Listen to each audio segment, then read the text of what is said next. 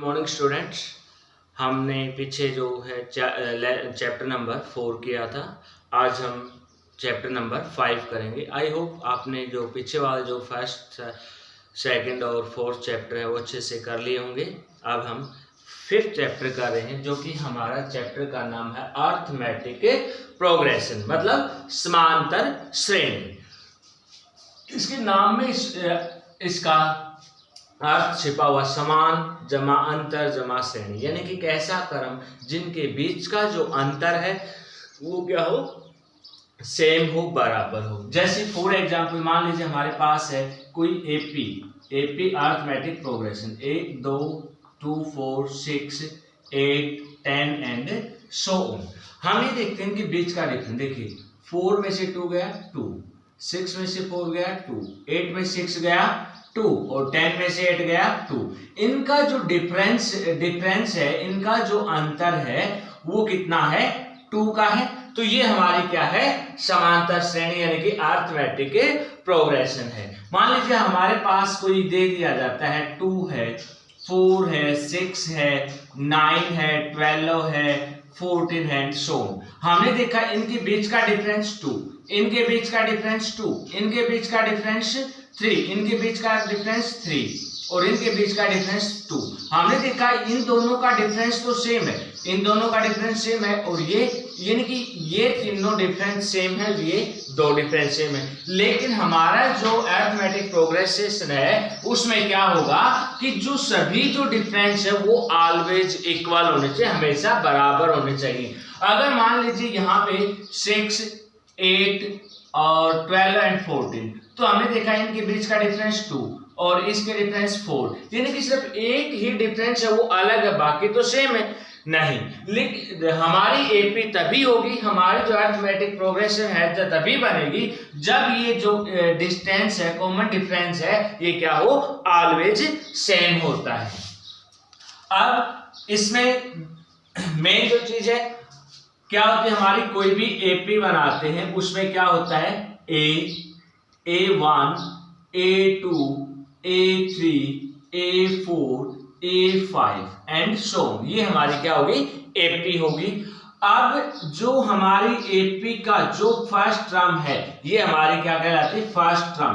क्या कहलाती है, फर्स्ट टर्म, जिसको हम डिनोट किससे करते हैं, ऐसे डिनोट करते हैं। और दूसरा होता है हमारा कॉमन डिफरेंस। क्या होता है, कॉमन डिफरेंस होता है, और कॉमन डिफरेंस जिसको हम डी से डिनोट करते हैं। और इसको फाइंड आउट करने का तरीका क्या है, सेकंड टर्म में से फर्स्ट टर्म को लेस कर दो, तो ये क्या होगा, हमारा एक कॉमन डिफरेंस निकालने का एक फॉर्मूला हो जाएगा। नाउ अब हम करते हैं question number 1 start. Question number 1 ये देखिए, इसमें कह रहा है In which of the following situations does the list of number involved make an arithmetic progression and why?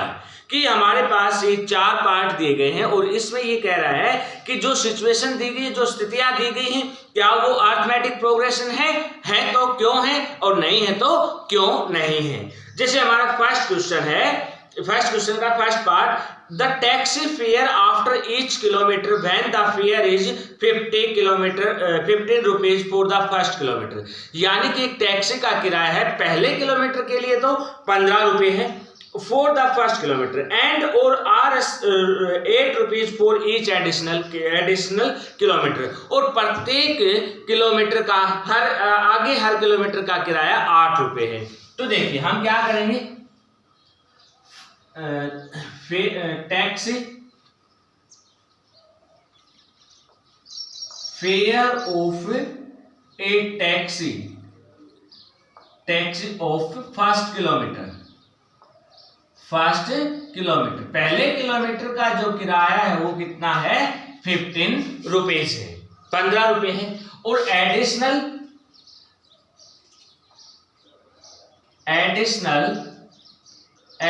Fair each kilometre, यानी कि कितना है, 8 रुपीज, यानी कि कितना हो गया, हर किलोमीटर का किराया 8 रुपीज है। तो हम इसकी क्या करेंगे, एपी बना के देखेंगे और एपी में क्या देखेंगे, उसका कॉमन डिफरेंस, क्या उनका जो कॉमन डिफरेंस है वो सेम आ रहा है। तो हम देखिए सबसे पहले हम एपी बनाएंगे और एपी बनाने का एक तरीका क्या है, a plus d, a plus 2d, a plus 3d and so on. देखिए इसमें क्या दिखाई दे रहा है आपको, ए तो सेम है लेकिन सिर्फ डी की वैल्यू क्या होती जा रही है, इंक्रीज होती जा रही है। तो तो यहाँ पे पहला किलोमीटर का यानी कि ये क्या हो जाएगा हमारा, ए की वैल्यू हो जाएगी और ये क्या हो जाएगी हमारी डी, यानी कि हर किलोमीटर पे कितना हो रहा है चार्ज, 8 रुपए हो रहा है। तो अब हम इसके एपी बनाएंगे, ए की वैल्यू कितनी होगी 15, ए 15 प्लस डी की वैल्यू 8, फिर 15 प्लस 2 इंटू 8, फिर 15 और plus 3 into 8 and so on. कितना आ गया 15, 15 और 8 23, 15 और प्लस 16 और 15 प्लस 24 कितना आ जाएगा 15, 23 और 16 और 15 कितना हो गया भाई 31, फिर ये कितना हो जाएगा 39। अब देखिए इनमें जो डिफरेंस है 15 और 8 23, 23 और 8 31, 31 और 8 39, तो ये क्या होगी हमारी एपी होगी। तो क्या करेंगे, इट इज एन एपी, ये एपी होगी, it is an AP because common difference, common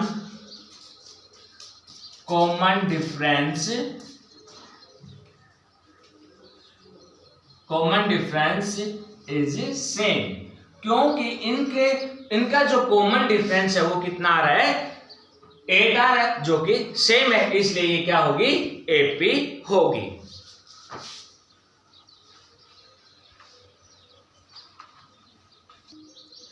second part है the amount of air present in a cylinder.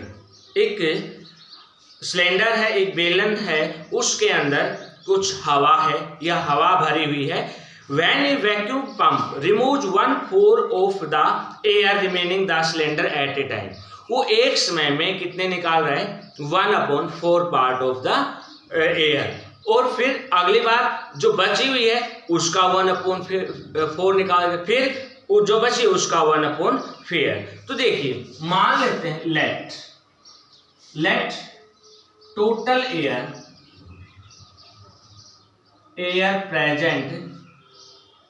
Present in cylinder is equal to V। उसके अंदर कितना है भाई, उसका जो वॉल्यूम है, जो एयर है उसका वॉल्यूम कितना है V है, और हर बार रिमूव इज इक्वल टू -1/4 यानी कि 1/4 यानी कि माइनस कर दें, क्योंकि कितना घट रहा है, इसमें से जो हवा है वो निकाली जा रही है यानी कि घटाई जा रही है।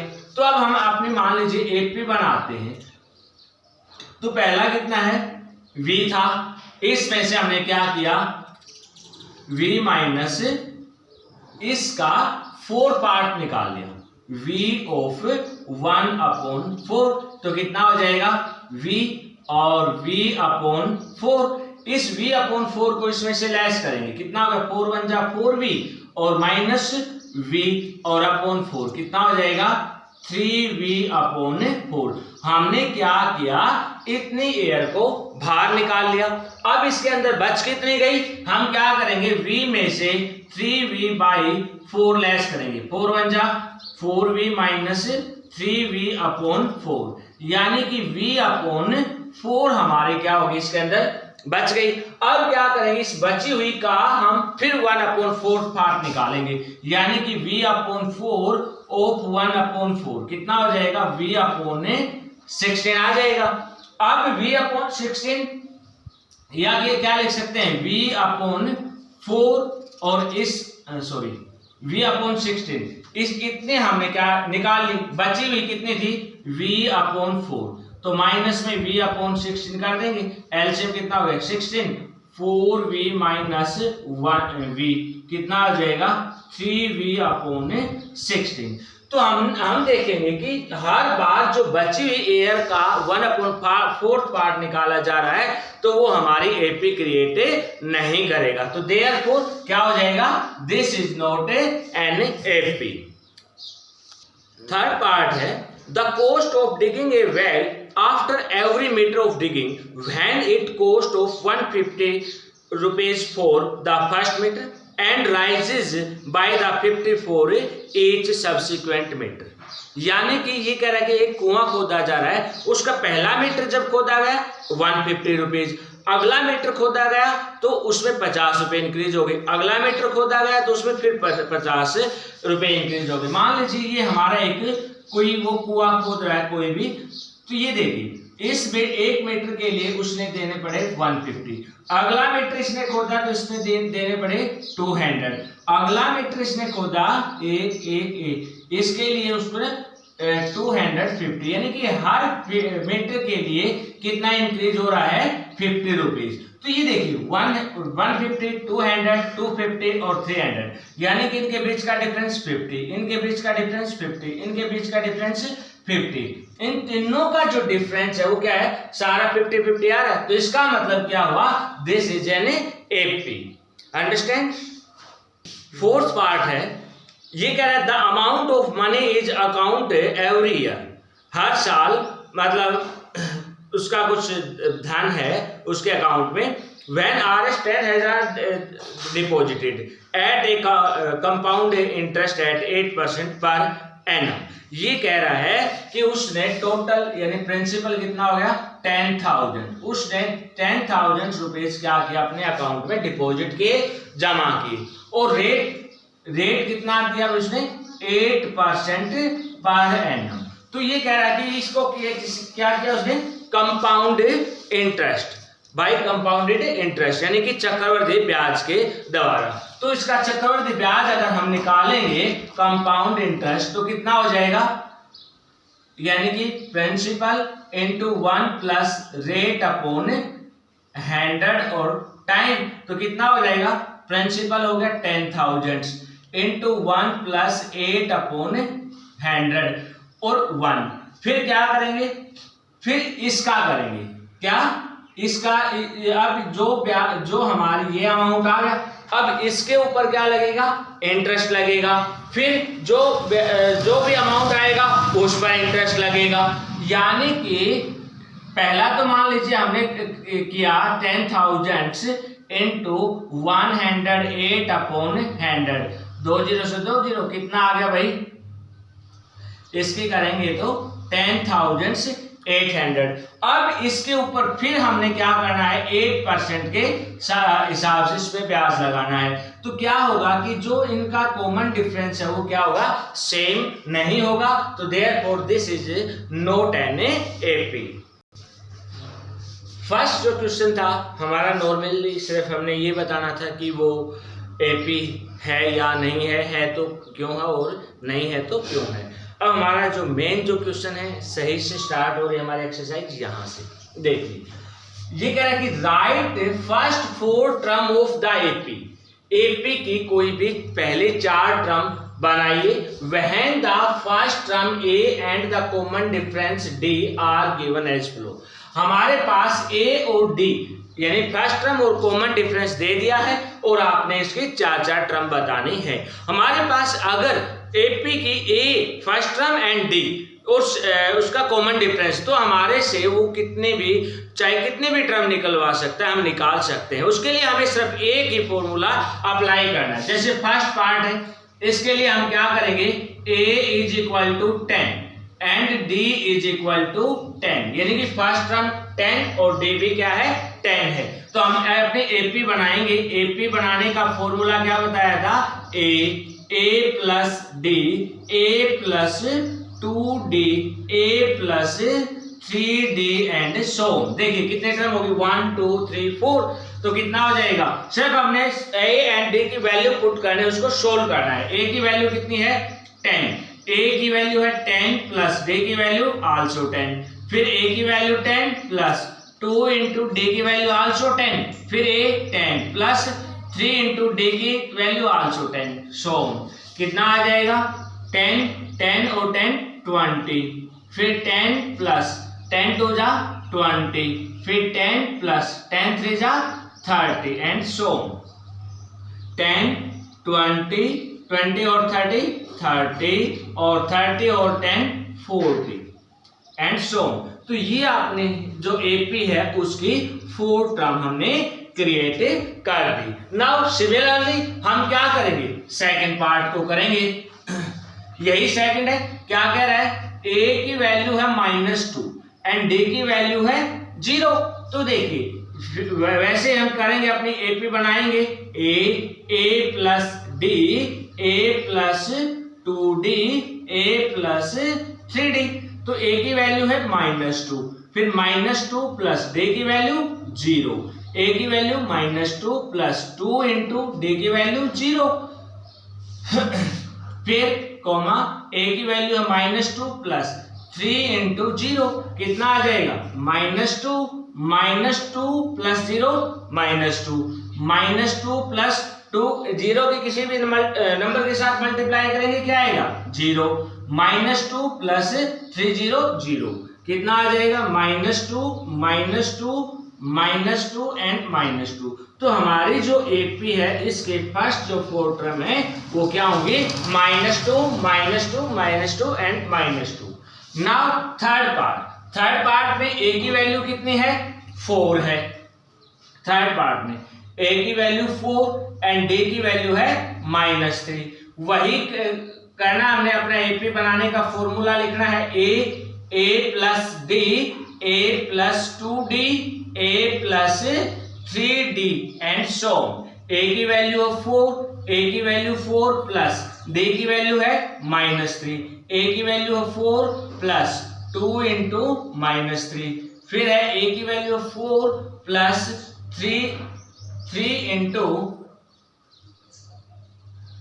-3 एंड सो, कितना आ जाएगा 4 into 4 plus -3, 4 minus plus minus 3 2 जा 6, 4 प्लस माइनस -3 3 जा 9 एंड सो ऑन, कितना आ जाएगा 4 में से 3 लेस करेंगे 1 और 4 में से 6 लेस करेंगे तो -2, 4 में से 9 लेस करेंगे तो -5 एंड सो ऑन। ये हमारी क्या हो जाएगी, एपी की फर्स्ट 4 टर्म हो जाएंगे।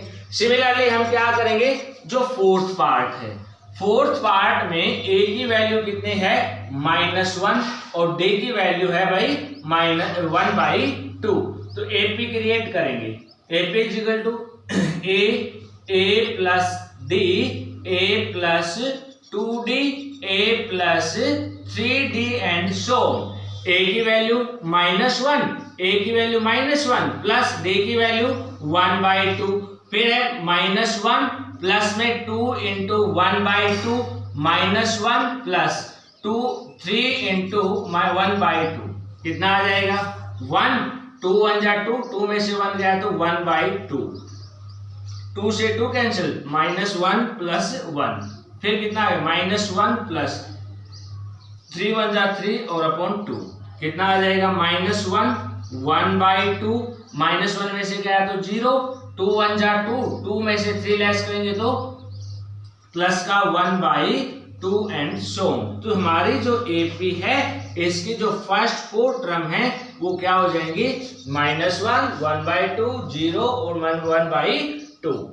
नाउ ए की वैल्यू इसमें 1.25, डी की वैल्यू -0.25। सिमिलरली हम क्या करेंगे, a plus d, a plus 2d, a plus 3d और इसकी सिर्फ वैल्यू पुट करेंगे और इसको हम सोल्व कर लेंगे। अब क्वेश्चन नंबर 3 हमारा, फॉर द फॉलोइंग एपीज, ये हमारे पास कुछ एपीज गिवन है, right first term and the common difference. इनका सिर्फ हमने फर्स्ट टर्म बतानी है और इनका कॉमन डिफरेंस। जैसे हमारा फर्स्ट पार्ट है, हमारे पास एक एपी दे दी गई है 3 1 -1 -3 एंड सो। तो हम क्या करेंगे, फर्स्ट टर्म यानी कि ए कितना है भाई हमारा 3 है। अब कॉमन डिफरेंस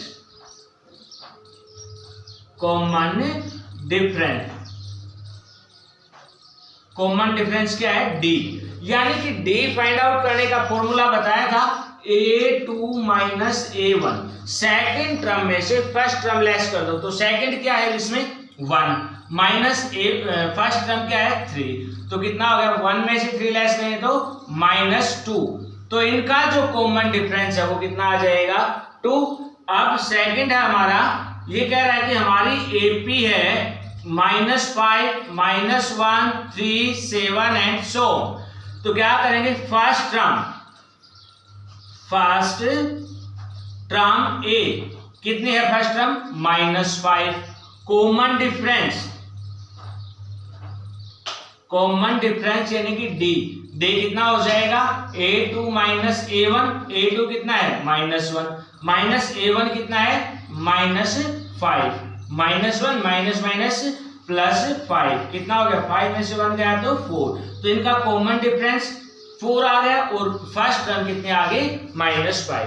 सिमिलरली हम थर्ड पार्ट करेंगे तो इसका जो फर्स्ट टर्म है 1/3, कॉमन डिफरेंस है कितना आ जाएगा 5/3 माइनस 1/3, एलसीएम 3, 5 माइनस 1 यानी कि 4/3 आ जाएगा। और इसी तरीके से हम क्या करेंगे फोर्थ पार्ट को सोल्व कर लेंगे।